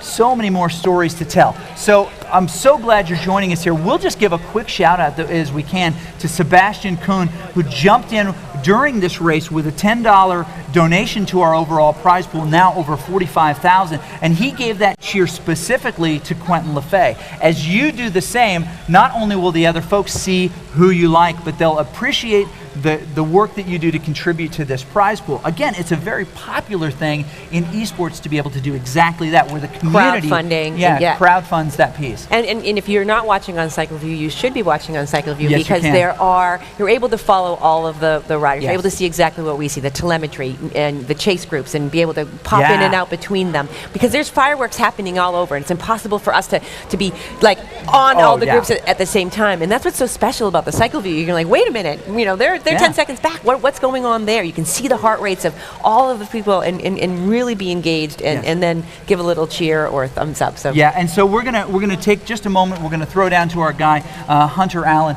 who is many things. He's a world-class coach. He's a philanthropist. He's a stamp collector. He's a lover of cat statues. I didn't know that about cat statues. He loves cat statues, and he's gonna have a conversation with our stage winner right now, Gavin Arbor. Hunter, take it away. All right, I'm here with Gavin, the winner of the second race, and what an exciting finish that was. Those guys got away. It was a perfect breakaway. Gavin, tell us a little bit about how it went. Well, yeah, it was tough. As I suspected, second climb, it all went off, and I just basically tried to stay with the lead guy, Templars. He got a good kick, and I just tried to really work hard to stay in his draft. We came down the other side, and we had about 18, 20 seconds on the bunch. So I felt like it was coming down to a final sprint. So obviously he went slightly before me with a power up, and I didn't have any. So it was a big effort for me to kind of really, stay in touch. And just maybe 20 meters before the line, I just got him. So I was really pleased, and it was a great race. He did excellent, and credit to him. It was a good battle, and looking forward to the next one. I think we're pretty close at the moment. I think he got the first one, and I got the second one. So down to the third heat, and ready to try and do battle. Oh, that's super exciting, and I mean, and how are you feeling? I mean, I know that took a little bit of an effort out of you. You're still feeling strong. I saw you doing some gel again. You're drinking. You're staying hydrated. Yeah, I mean, look, it's obviously over 3 races with different kind of challenges. We were straight up in the mountain for the first one. This one had 2 big digs and then a little bit of rest. Third one's flatter, so it's going to be interesting. I think it's going to be harder to get away. I feel okay. Legs are good.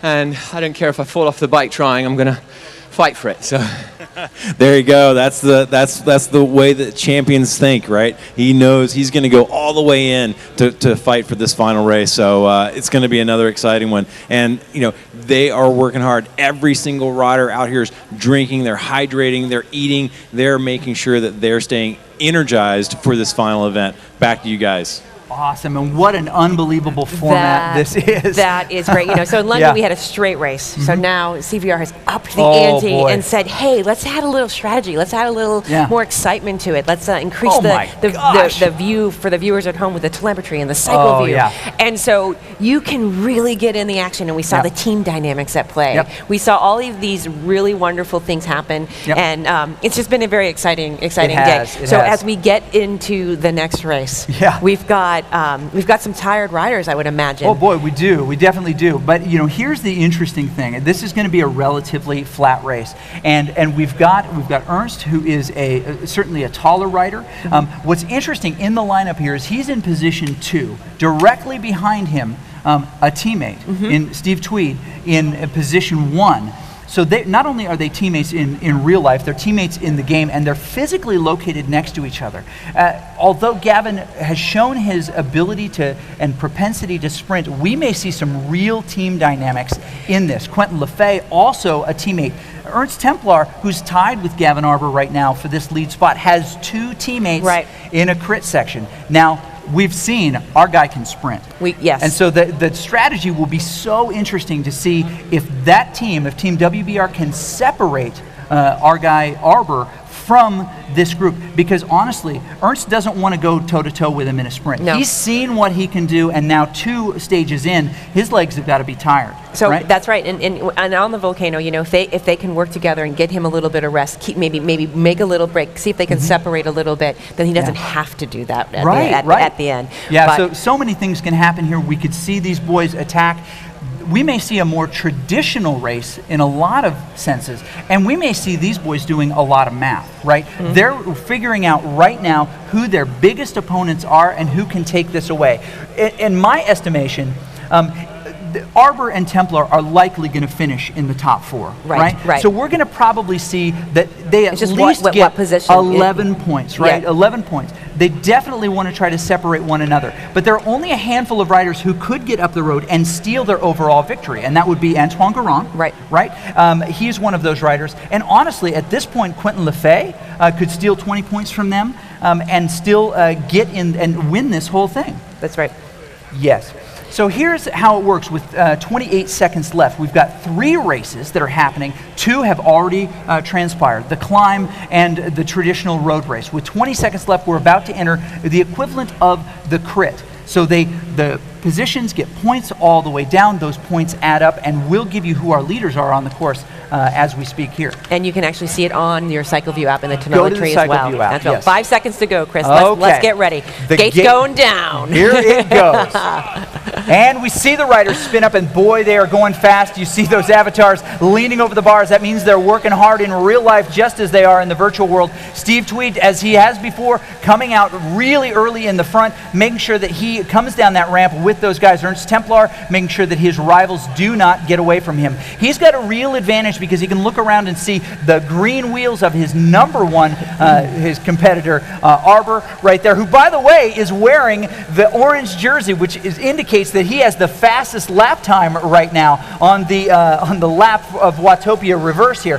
Boy, they drop right out of the gates. This is very interesting. They hang on to their power-up from the previous race if they didn't use it, and they do that right there. Very interesting. They clear out those pieces.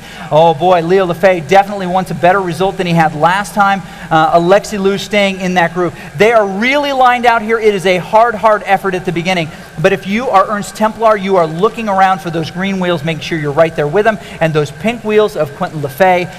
You cannot let those guys get up the road because they can beat you. Garand, ooh, we see Templar just a little bit off the back here. It's raining in his world. He is actually letting a gap get up the road here a little bit. Is this a kink in his armor? He's maybe not panicking at this point, but we see certainly a lot more upper body movement. You can see the crowd around him in his view. You can also see the beautiful track of the National Velodrome here with people on track. What a beautiful sight this is. He's got to pull back this gap right now. He's got to do it now. He's got to do it now. The aerodynamics of the group in front of him, the gap will grow.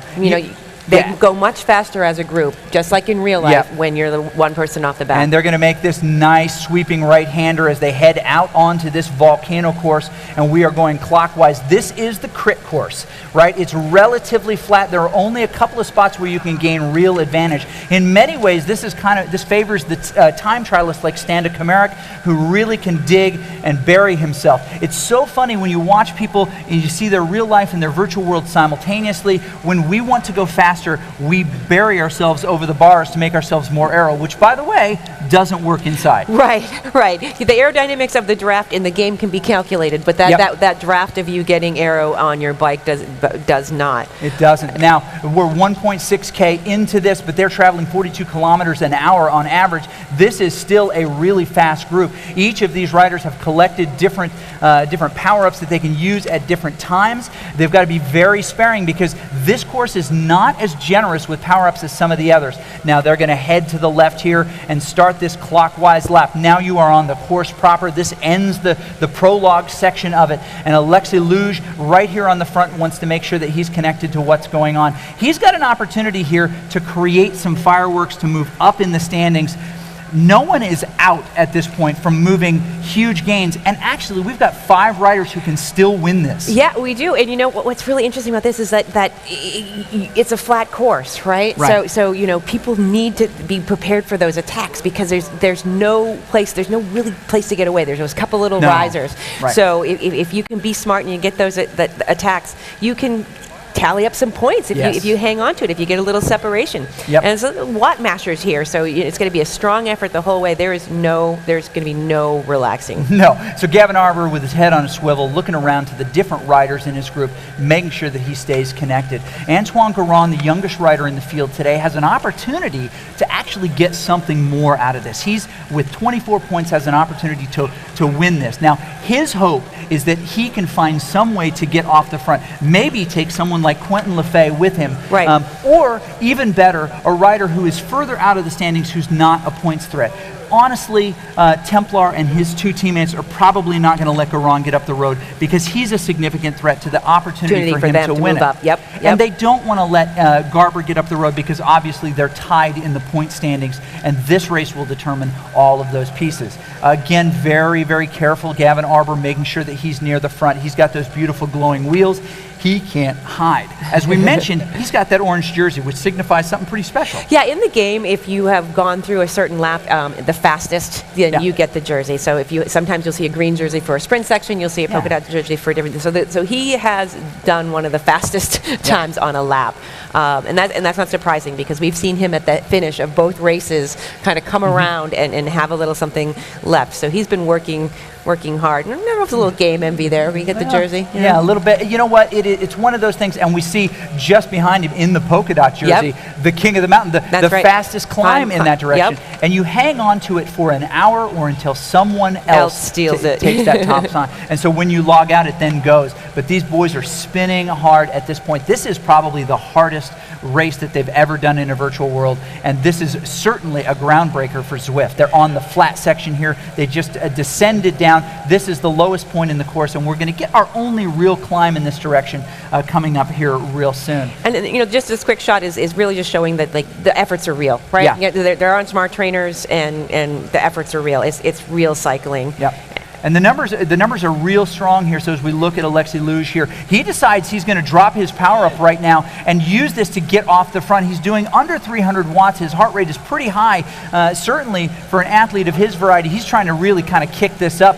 And as a WBR rider as well, you know, again, we've got multiple riders in this group. He's kicking this off. This is an attack by WBR to soften it up. Are they going to let him go is the question. That's right. Certainly his teammates will not chase him back, but this is a gutsy move. It's a real gutsy move. And he's going to hit this climb before anybody else, and he's got that watts per kilo advantage because he's such a slight rider, and he can put out some great watts. He's going to kick this up over 400. He's got a couple of riders just behind him. Boy, you see the suffering on his face. Don't tell me that this is fake cycling. This is real cycling, and 50-year-old Alexis Luge definitely showing that he's still got it. He has got it. Now they're coming up. They're going to go back inside. Ooh, Rochambeau counterattack by Steve Tweed coming around. They are throwing the punches. This is classic crit strategy here. You want to soften up the wheels. Arbor has got to make a decision. Is he going to follow these, or is he going to just hang on to his guy and try to sprint around him? What can happen here is you can break up a course like this. You know what? Their WBR says, we want our name mentioned here.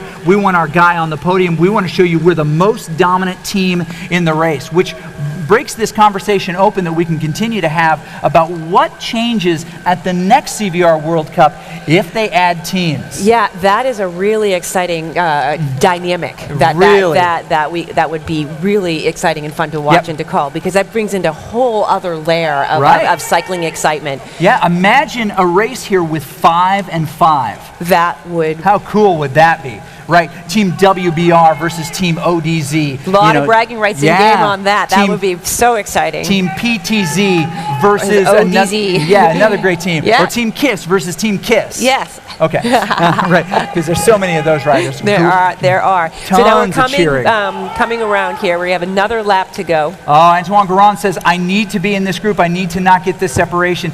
Tweedy on the front here, yeah. actually putting a gap, 4 seconds on Standa, on Gavin, Alexi, Tom, Ernst, and Quentin. Leo is off the back here just a little bit. He broke himself open when he put that attack on the first climb. Yes. You know what? I think what he's seeing, and the 18 years old Leo is going to learn a lot about cycling in this event. He sees that these folks are really, really smart cyclists. Yes. And many of the rules that apply in the real world apply in the virtual world, but not all of them. There's some savvy that these Zwift riders have developed here. So as we kind of get into just the midsection, this group, Standa on the front, tries to pull back Stephen Tweed, Ernst making sure that he's in that front rotation. We're seeing the strategy and the physiology play out, and there's no better person to go to, Beth, than our guy Hunter down on the floor. Yes, Hunter. How's it going over there?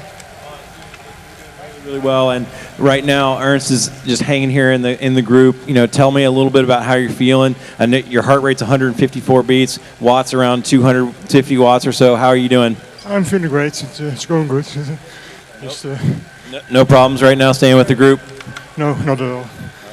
He's just maintaining, right? He's below his threshold. He's at his tempo pace. This group is, you get in that aerodynamic advantage. He's hanging out. He's making sure that he is saving it, because I imagine, hey, we're going to see some attacks. What's going to happen? Are you going to try and attack? I think there will be some attacks in the last lap. So he's thinking the last lap. So maybe we're going to see some big fireworks in that last lap. Back to you guys. Yeah, I do imagine we're going to see some fireworks. So as you watch on CycleView and you see the telemetry and you see the numbers at the bottom of the screen, you can see what's happening in real time for those points. So you know there are opportunities for these riders. Okay, let's go to the action. Yeah, Chris, what do we see going to here? the action, and not a lot of fireworks at this point. But as we stay on this view with Gavin Arbor, we're going to see the lap counter, right? Visible to the riders as they come through this. One of the more interesting features of this, it knows what your ride is set to do, and it will give you a countdown. So we are now at 2 laps to go in this section here. We've got 1 lap to go. Yeah, 2 laps to go. Yep. Yeah, 2 laps to go, and they are definitely digging in here. It was interesting. I didn't see that lap change as I thought I would. We'll get verification from our official here with the number of laps to go. We certainly don't want to call it wrong here. Hoping to get that in here in just a moment, how many laps we have to go. But we're really 7.3K into this, right? And so that gives us kind of a sense of where we're at. But if you're looking on the CycleView app, which you should, by the way, gives you an opportunity to cheer. We've got Kevin Connors kicking in $25 to his teammate, Ernst Templar, the most recent cheer here. Kevin Connors, a really strong virtual cyclist. We'd like to see him out here sometime, maybe in the Masters division. 9.3 miles remaining on this ride. We've got Ernst Templar here at the front getting lots of cheers. The prize pool continues to rise. But as you look at this CycleView app, cycleview.cyclegentrankings.com. Hey, Google search it, people. You'll find it. You'll see the standings as they are right now. So if these riders finish in the position they are, with Alexi on the front, with a nice little attack here, trying to just get a little bit of separation to see if he can create and animate in this race, showing you how strong he is. 50 is not a determining factor. Not at all, no. But we see right now that it will matter how they finish. Exactly. Likely. So Ernst Templar, if he crosses the line before Gavin Arbor, he's gonna come away with the big prize in this race. Vice versa. Arbor comes across in front of Templar, we've got it right there.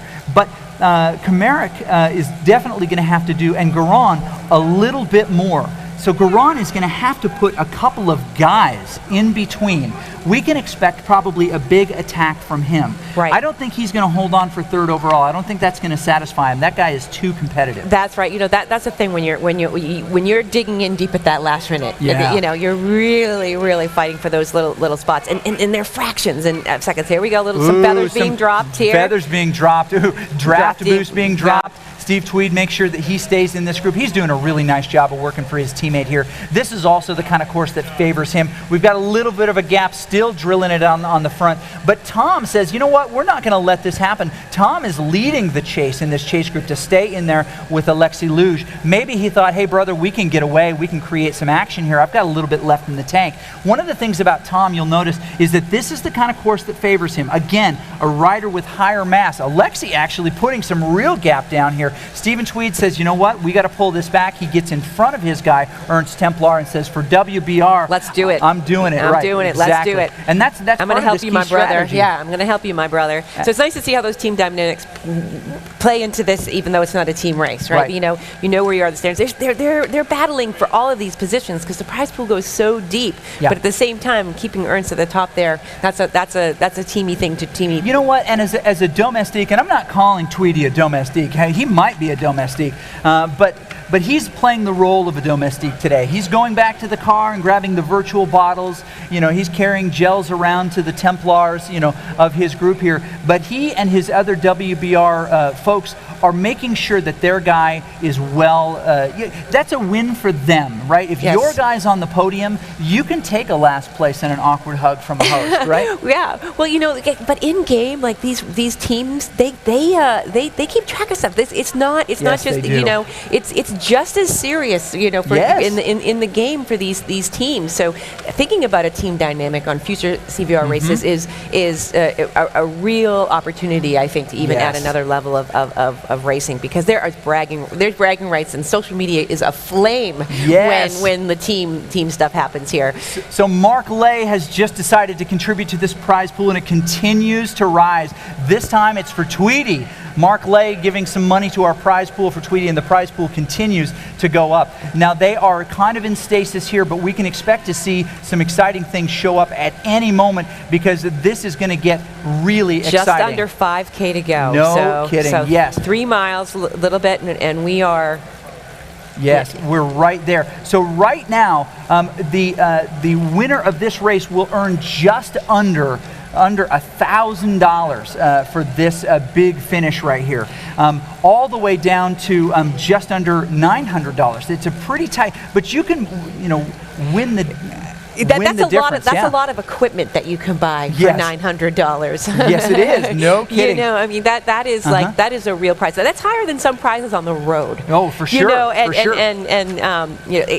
having the crowd cheer and fun for that. Yeah, that's amazing. That's so exciting to be able to walk away. And one of the interesting things in the lead up to this race in the news, and a lot of people were talking about, was this idea that that the women's race scene, that the top prizes in this event are better than some of the pro events, UCI pro events, even here in Europe for the women. Yes. And that's that it tells you, first of all, that virtual cycling loves its women. That's right. And its riders in general, but that we don't need basically a big name sponsor. Now, someone could jump in and sponsor the next CVR World Cup event and really bolster that prize pool, but also that the fans are willing to do it as well. Now, I think this would be a great time to jump in one more time with our guy, Hunter Allen. Maybe he doesn't want to pull away one of the cyclists and chat with him. Maybe he can ask a little bit about what we're going to see here physiologically, from the coach's perspective. I'd love the coach's perspective to see what we could get from him. And the question that I would throw to him is what are these folks really going through at this point? What types of things are starting to break down? What things won't work as well as they maybe did in the beginning of that race? This is not a time I'd want a mic if I'm riding. No kidding. No kidding. So we'll jump to our guy and find out really what these folks are going through. Okay, Coach, what's going on? Hey, these guys are pushing hard. And first off, when you do a criterium, when you're doing a flat race, especially in a group like this, there's a lot of effort, what we call neuromuscular power. It's when you do these really hard explosive bursts and then you recover quickly. Another hard explosive burst and recover quickly. It's stuff that's between 5 seconds and 15 seconds. It's big watts, right? 800, 1,000, 1,200 watts, where they have to do these efforts to stay on the wheel, right? Because not only are they trying to maintain their position in the peloton, but they have to respond to attacks. They have to respond to all the little ups and downs, the undulations in the course. So that's a critical piece to this, and it's different than doing a steady state hill climb, because if you're doing a steady state hill climb, it's just one constant pace, where here it's this on-off nature. We kind of in training, what we do, and I give this to a lot of the athletes that I coach and work with. We call them micro bursts. On for 15 seconds, off for 15 seconds. And that's exactly what's happening right here. So, Gavin, how are you doing with all these little accelerations? Yeah, they're testing my legs for sure. Obviously, it's towards the end of the race now, so it's getting really close, and it's in the final lap. So we got some hard sections coming up. So getting ready. All right, here we go. 2.6K to go. Another little hill they're doing right now. That's another little micro acceleration. Check him out. He is going really hard right now. It's a micro burst. It's not going to last too long, but he's got to be right there, right on the effort in order to stay with the group. And you can see that the effort that he's doing right now is exactly that. He's going to get back in the saddle, right? On and off. It's this neuromuscular power you've got to have. So back to you guys. Awesome. We're seeing some real fireworks right here. Ernst Templar making sure that he's in the front of this group. It was sketchy there for a moment, as you called it, Coach, and they're pushing hard. We got another attack over the top this time. Gavin says, I'm in control of this race. You boys don't know how tired I am. I'm going to show you what's going on. And Gavin, with those beautiful green wheels, stays at the front of this race. He's looking for any compatriot he can get. He can come around the pink wheels of Quentin Lefebvre, and he's definitely going to stay in this group. He comes to the front of this race. It's a big push on the front here, big kilometers being thrown down right here, coming up to the big finish of this race, comes around him on the other side. Ernst Templar says, I'm also in control of this race, but there's nobody like the big watts coming up here. This is our guy sitting on the front. Right now we're 1-2 as we're in the lava right here trying to make sense of what's going on. Just a little over 1 kilometer to go. No kidding. Yeah. Now tail gunning at this point, Tom and Alexi saying, this is really tough. Quentin drifts to the back now, dropping his watts. Hopefully he stays in this group, sliding back to the front. A big collection as they come through this side. Now this is just one half of this caldera of the volcano. We're going to actually pass through the other side momentarily here, and that is a really critical, important part. And that's where we're going to see our finish. We're going to go back into the volcano, and then we'll be going to the finish. Yes. Now in the counterclockwise version of this circuit,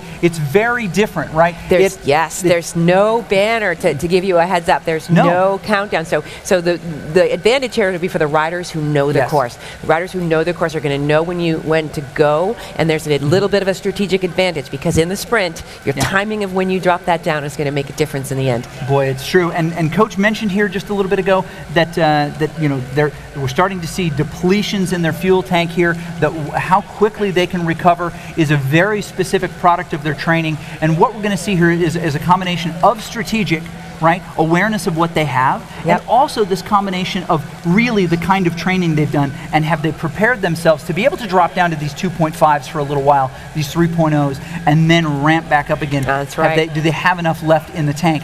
We just want to give a couple shout outs in this final quiet moment here, but before it takes off here, the most recent cheer, we've got 84 Glenfield Drive, and probably that means something to Steve Tweed here, who's getting this cheer. Again, people love the Tweedy, right? 84 Glenfield Drive jumps in here. He's doing a great job for his teammate on this course right now. And he's doing a great job feeding that pool, his legions of fans. No kidding.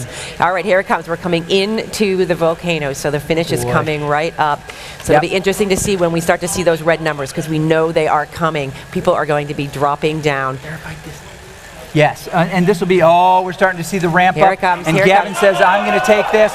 He's got to come in front of his guy. Power up dropped. Unbelievable. Whoa. He's losing a little bit of time, but he drops his as well. He's got the truck. He's going to come around him. He's getting over 1,000 watts. There's the banner.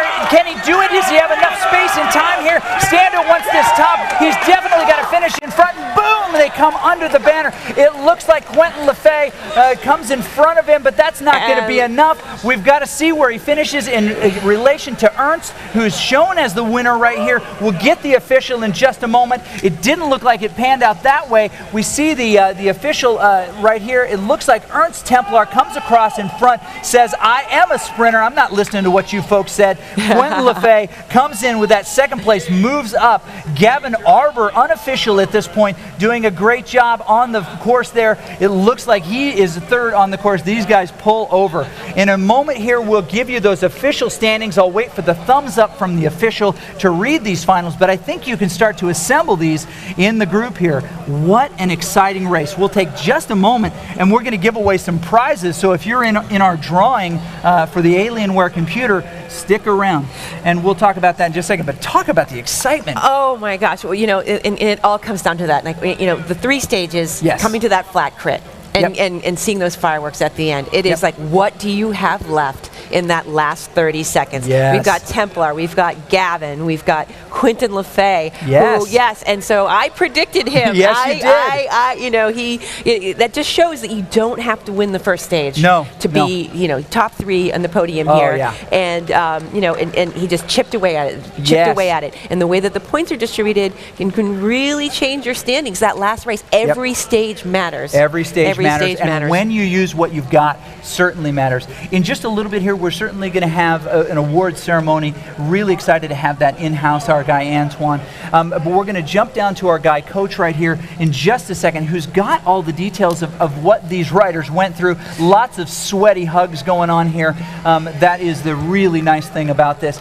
Gavin doing just a little bit of cool down before he's got to be able to speak. Coach is down there on course right now, and we're going to be able to get just a moment from him, from Hunter, to find out how these riders are doing.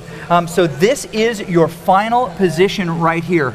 Ernst Templar, Quentin Lefay, Gavin Arbor, and then in that 4th position, Stan de Kameric, right? Yes. Wow. That anything can happen in these races. You know. Now we know that like Ernst and Gavin were battling out throughout. They were trading places and having those exciting finishes in each of the stages. That was really fun to watch. And then Stan Sada always being just there. He was always just steady, consistent player in that front lead group. So true. And we saw a little bit of the team dynamics. We saw all kinds of wonderful things happen in there. And then Quentin methodically moves his way through the ranks. So, that first stage does not predict the final standings in any way. Anything can happen. And knowing yourself as a rider, knowing where your strengths are, knowing to do that self-monitoring and seeing where you're at. So it looks like Coach might be ready. Coach might be ready, and we'll find out how the winners feel in this case. Coach? All right, here I am with JT. JT, how did it go? You got the sprint at the very end, man. You've got 2 stages, the unofficial overall right now. Tell me how you're doing. Doing good now. If you win, you're always feeling good. And your strategy there was to stay in the peloton, make sure you saved energy, and then sprinted at the end, at the very end. How did you know when to go? I was looking at the last hill in the last lap, but then the pack was too close together to get away. So then I decided to wait for the end sprint. I had the good power up I could use, and then with power up I could outsprint the other guys. All right, so he used his power up strategically right there at the very end, got a little gap. That's what gave you that. Plus, you were doing big watts. Did you see how many watts you were doing? I didn't look at the screen. It just was going full gas. Oh, that's great. That's great. What an incredible race. I mean, these guys so close, an incredible finish. Quentin came in right there. We got Gav right there. They were all together, and we got 2 stage wins right here, the unofficial overall, so congratulations. Thanks. All right, back to you guys. All right. Thanks, Coach. That was great. Congratulations to all the riders. Boy, no kidding. Yeah, so let's just a little recap of what happened yesterday and what happened today and what we're going to see for the rest of the day. So thank you for joining us. And in just a few minutes, so stick around, we're actually going to give away some prizes to the people who entered. So if you're like, hey, you haven't called my name yet, stay patient. We'll do that in just a second. But to your point, we saw a really exciting race yesterday. There were 2 preliminary races, and boy, they were exciting. Ernst was really high in the group, but did not ultimately make the cut. He got separated from the group, and it became for him a time piece. Right. But we knew he was strong. We knew Quentin Lefay was strong. Right. And so this performance category, if you will, not really the consolation bracket, not at all, as you saw. Oh my gosh, no. I mean, these guys were competing just as hard as everybody else, and everybody entitled to the money. But I bet you if you went down the line and asked them, how much do you care about the money? It's a little bit less, isn't it? Yeah, I mean, it's awesome in the prize pool, but it's really about bringing your best and wanting to place in position and test yourself under real conditions, you know, and so that was a tight for all of those performance races yesterday. It was really tight for that cutoff. Yes, it was. So it wasn't like okay, the top 4 and then everyone else. That it came down to the line yesterday. We saw fireworks at the finish. I mean, just these battles. So the line is so narrow. It's so narrow. And it's really you wanna bring a little bit for your team. You want a little we did it, but Very true. And to your point, the fireworks that happened yesterday separated us into the performance and the elite, and they're going to be great races. You're going to want to watch them both. If this is an example, or if you were so bold to call this the consolation bracket, this was one of the best races I have ever seen. Yes. Right? Certainly the best virtual race I've ever seen, and that is not hyperbole. That is fact. Yeah. Absolutely. You can check it on Wikipedia. This was the best one I've ever seen. So this event is just one of multiple. But as we break down what happened in this one, we saw some really exciting things. Early on, we saw Leo Lefebvre say, I'm taking this mountain, that first mountain stage. If you were with us for that, you saw that this relatively short first mountain stage was a big component, and it broke groups apart. What was interesting is our guy, Quentin Lefebvre, not trying to contend for that top spot. Right. I think he was very strategic at that point, absolutely, knowing where his strengths were. Well, and if you see yourself coming across the line and you know that you've got a rider 20 seconds ahead and a rider 20 seconds behind, and you're thinking, well, I don't think the person behind me is pulling more watts to overcome me, then you're just going to hold steady. Because you're not gonna gain anything if you know you're not gonna catch the next person. Right. You hold your position, you calculate those points, you know what you're going to get, and you think about, okay, I've got these other two stages. So when you're at the front, and you're battling out for like 20 or 16 points. You're fighting. You're fighting for those. But when when those little gaps separated, you're kind of making those decisions. Am I going to fight to go chase the guy 20 seconds ahead of me, or am I going to just hold it because I know those 1 or 2 point differentials are going to be made up in the next 2 stages? And that's exactly what he did in that case. He did a great job kind of staging that. Now, the only time that those time gaps really make a difference is if you have a tie in points. Right. We didn't have a tie in points this time, so that's good. Right. That's really, really good. When we got onto that second stage, which was clear, it was more of a traditional road race. It was Watopia Hilly Reverse, if you're just joining us, and there were some good fireworks early, but they mostly stayed Grupo Compacto. It wasn't until that last climb that we actually saw the stratification, and that was the really exciting firework moment. In the previous one, we saw Gavin Arbor sneak around, and actually beat Antoine Garand, who had led the charge on that. But just before that had happened, JT, as he was so aptly described, I love it. Ernst Templar. From now it's JT. It's we JT. ever call his name is JT. It's JT from now on. He managed to come up and over the top of Garand and take that first spot. And Garand went from being 100 meters from taking that stage to being in third place because of 2 savvy riders. Then, in that second stage, we saw a really exciting sprint finish. We saw it. It was so right down the line, right down Ocean Boulevard. It was both. There was the two little groups, and it was amazing to see what they had left, because you've done that second lap of Hilly. You're the first lap. There's a little bit of breakup on the hill, but you come up the hill and down, and you're and what do you have left? And then just right across the line, we saw that. And 2 just outstanding performances in that race, which we call back to you, is this idea.